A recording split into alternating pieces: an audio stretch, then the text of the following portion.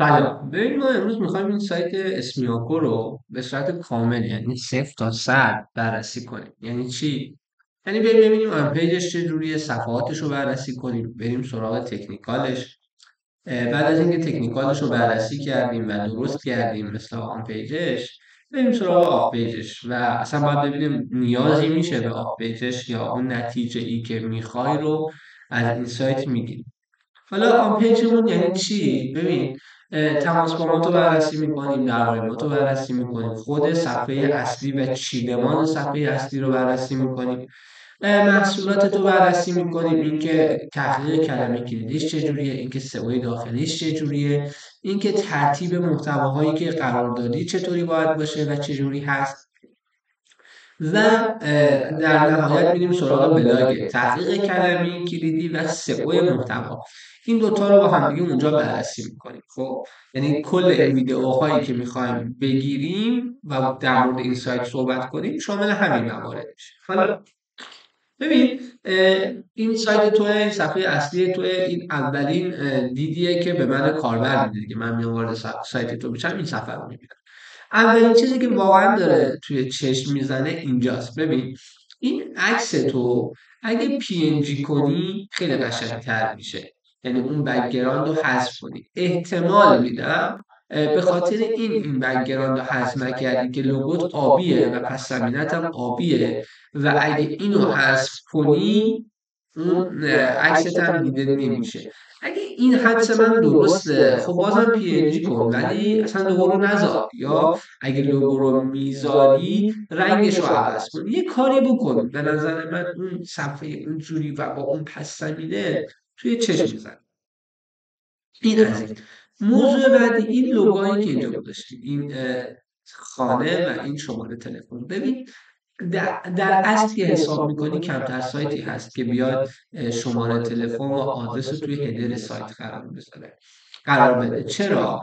ببین، هدر سایت جاییه که مهمه، هم برای معرفی سایت، یعنی هم از نظر غیر سئویی و هم از نظر سئویی خیلی مهمه. وقتی که شما میای هدر تو با این چیزها پر میکنی، اول از همه قدرت سایت تو میگیری و دوم اینکه اون چیزی که کاربر باید ببینه رو هم نمیبینه.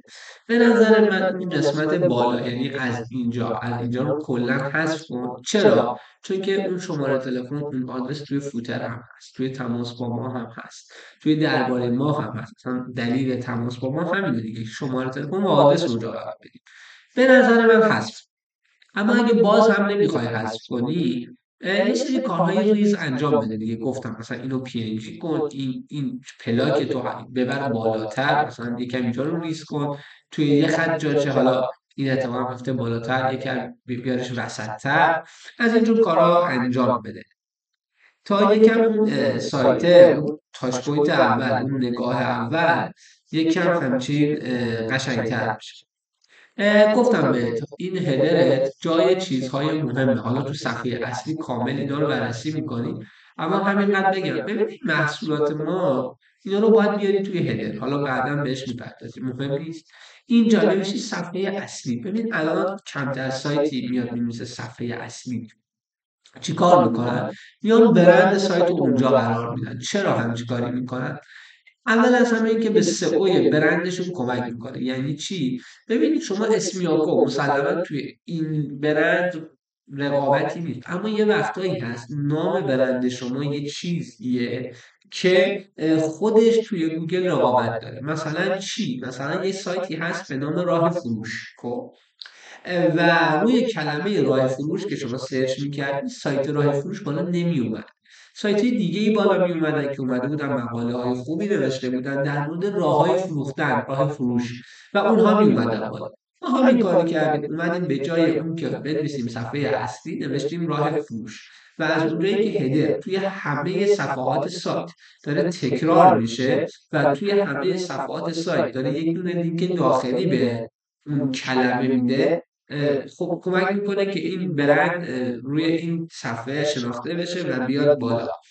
پس همین الان اولین کاری که میتونی انجام بدی اینه که به جای انکر تکست صفحه اصلی برند تو بنویسی مثلا گروه صنعتی اسمیوکو که یکم طولانیه، ولی اگه همون اسمیوکو رو بنویسی خب خیلی بهتره. این تا اینجا در مورد صفحه اصلی. خب حالا اگه بخوایم بریم سراغ اون صفحه تماس با ما به عنوان اولین صفحه.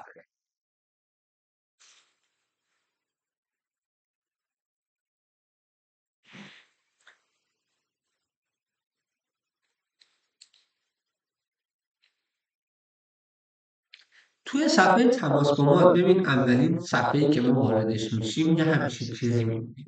منی که وارد صفحه تماس با ما میشم یا شماره تلفن میخوام یا آدرس میخوام دیگه. ولی ببین من وارد صفحه تماس با ما میشم یه عکسی میبینم که هیچ ارزش افزوده‌ای نداره. خب باز دارم میگم دیگه، من دارم فرض میگیرم که شما این یه تیکه رو پاک کردید و نداریش. خب این است. حالا یکم میایم پایین‌تر. ببین اینجا این صفحه تماس با ما شماست. اول از همه گفتم وقتی که یکی وارد صفحه تماس با ما میشه یا آدرس میخواد یا شماره تلفن میخواد. پس در نتیجه دنبال این توضیحات شما نیست، اینو میخواد، اینو میخواد، این قسمت رو میخواد، اینو بیار بالا و این چیزهایی که نوشتی و این فرم رو بیار پایین، یعنی جای این دوتا رو با همدیگه جابجا کن. مورد بعدی آدرس تو کلیکیبل کن، یعنی وقتی من میزنم روی این آدرس لینک بشه به آدرس مثلا شما توی چه میدونم نشان، توی گوگل مپ، توی هر جایی که لازم نباشه اینو من باز کپی کنم یک جایی. شماره تلفن هم همینطور، وقتی که من روی این کلیک میکنم خود به خود بره روی صفحه تلفن من و زنگ بزنه، یعنی من فقط یه دکمه کالو بزنم و زنگ بزنم، نه اینکه دوباره شماره رو اینجا کپی کنم ببرم اونجا پیست کنم و دوباره. و نکته بعدی فکسه. وقتی یه چیزی رو نداری خب نیاد، چرا فکسی که نداری رو اومدی اینجا گذاشتی، اینو ولش. خب این تا اینجا. پس در مورد این متن هم یه نکته بگم. ببین هیچ کدوم از متن‌هایی که توی سایت گذاشتی جاستیفای نیست. اینا همه رو جاستیفای کن. این یه سری چیزای ابتداییه. ببین از زشته می‌بینی تیکه رو جاستیفای کنی اینا همش میاد توی یک. اینجا اومدی مقالات تو نوشتی. خب مقالات تو قرار دادی.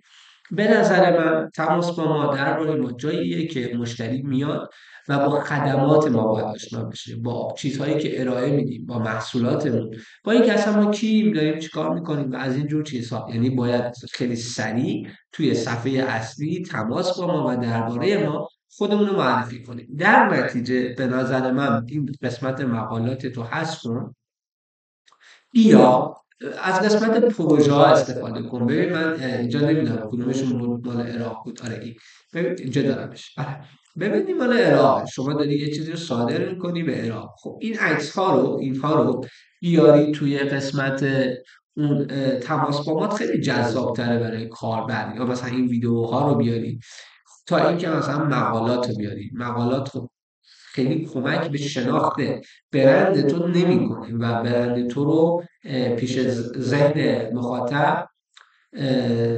متفاوت از سایر برندها نمیکنه، یعنی وجه تمایز تو نیست. تو با محصولاتت، با اون صادراتت، با اون وارداتت، با اینها میتونی بیای نشون بدی که آقا یک برند حرفه‌ای هستی و میتونی اعتمادش رو جلب کنی و اون چون که محصولاتت هم فکر نکنم ارزون قیمت باشه، پولی که میخواد بده باید توی جای جای سایت اعتمادش جلب بشه و جلب اعتماد یه جوری نیست که یک بار اتفاق بیفته، کم کم و به مروره.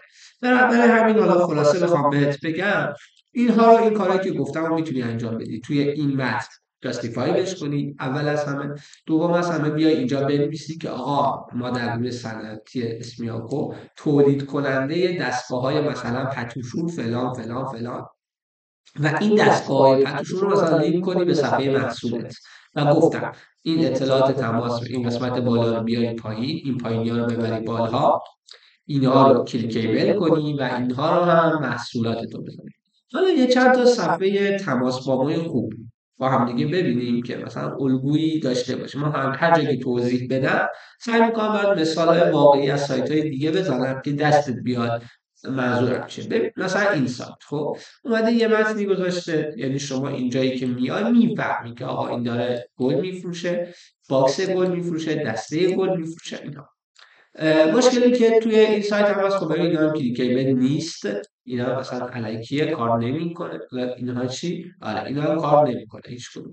خب تو میتونی بیای اینا همه رو مثلا اینجوری بسازی از نظر ظاهری، خب این خیلی زیباتره دیگه اگه توجه کنی اینجوری بسازی. خب و بیای پایینش رو یه قسمت اینطوری سوالات متداول طور درست کنی.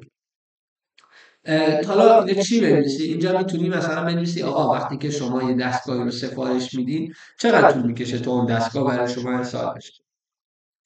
و اینجا دیدم که آره اینجا دیدم کامیون دیدم، احتمالاً چون که دستگاه گنده است خب کامیون باید اینا رو جابجا کنه. کامیون فکر کنم الان 4-5 میلیون اون بگیره واسه جابجا کردن. خب هزینه این با کیه؟ اینجا میتونی این سوالات متداول تو بنویسی. حالا یه صفحه تماس با ما جالبم اینجا هست، این از سایت‌های آماده ابزار وردپرسه، این سایتی که دارم بهت نشون میدم. ببینید خیلی قشنگ اومده اینجا، ببینید چقدر قشنگه از نظر ظاهری، دقت کن بهش، از نظر چیدمان دقت کن بهش. دقیقا یه صفحه‌ای که یه تماس با مایی که تو لازم دارید که آدرس ایمیل، شماره تماس، نشانی فرم. معمولا از این فرم استفاده نمیشه دیگه، مهم همین قسمت اینجاست و اینجایی که اینجا چیکار می‌کنه. حتی این متن اینجا هم اسکیپای نیست. حالا اینی که بهت گفتم دو تا ایده هم میخوام بهت بگم، حالا ایده تماس با ما. ببین میتونی آدرس تو از اون حالت ساده در بیاری، یک همچین بنری درست کنی. اینو من از یک سایت احتمالاً رو هتلی چیزی بوده عکس گرفتم. اینجا یه آدرس فیزیکی شرکت یا مجموعه تو بنویسی، اینها میتونی شماره تلفنات رو بنویسی، آدرس اینستا رو بنویسی و اینجور چیزها. این هم یه نمونه ساده تره دیگه، یه دو تا عکس و آدرس، خیلی ساده ولی خیلی قشنگ و زیبا. این چیزایی بود که در مورد تماس با ما به نظرم اگه توی سایت رعایت کنی از این شکل و از این ظاهر در میاد و یه چیز منطقی و جالبی میشه. این از این. توی ویدیوی بعدی میخوایم بریم در مورد صفحه درباره ما با هم دیگه صحبت کنیم.